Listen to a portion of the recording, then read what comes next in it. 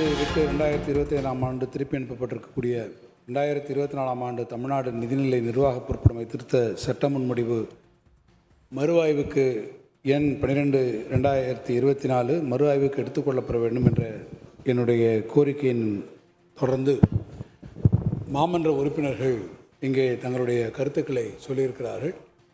இந்த அவைக்கு நானும் சில கருத்துக்களை விளக்கங்களை இது குறித்து தெரிவிப்பது என்னுடைய கடமை என்று நான் கருதுகிறேன்.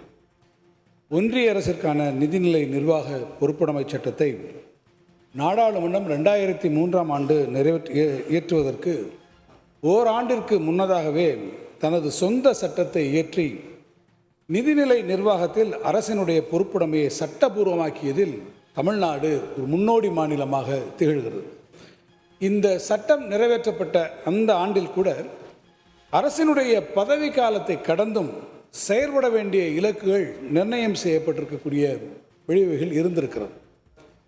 அது முதல் அடுத்தடுத்து வந்திருக்கக்கூடிய அரசுகள் வளர்ந்து வரக்கூடிய சமூக பொருளாதார தேவைகளை பூர்த்தி செய்வதற்கான இலக்குகளை மாற்றியமைக்கும் அதே வேளையில் நிதி பொறுப்பை தொடர்ந்து நிலைநிறுத்தி வருகின்றன.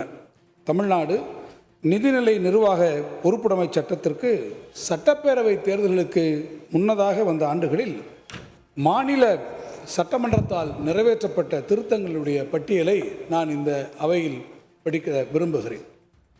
தமிழ்நாடு நிதிநிலை நிர்வாக பொறுப்புடைமை திருத்த சட்டம் 2020 ஆண்டின் சட்டம் எண் 21 நிதி குறியீடு இலக்குகள் 2021-22 ஆண்டுக்கு மாற்றப்பட்டிருக்கிறது. அதே போல தமிழ்நாடு நிதிநிலை நிர்வாக பொறுப்புடைமை திருத்த சட்டம் 2015 ஆண்டின் சட்டம் 6 நிதி குறியீடு இலக்குகள் என்பது 2016-17 ஆண்டிற்கு ஏற்கனவே மாற்றப்பட்டிருக்கிறது. தமிழ்நாடு நிதிநிலை நிர்வாக பொறுப்புடைமை திருத்த சட்டம் 2010 ஆண்டினுடைய சட்டம் எண் 43 அதற்கான நிதி குறியீடு இலக்குகள் 2011-12 ஆண்டிற்கு மாற்றப்பட்டிருக்கிறது.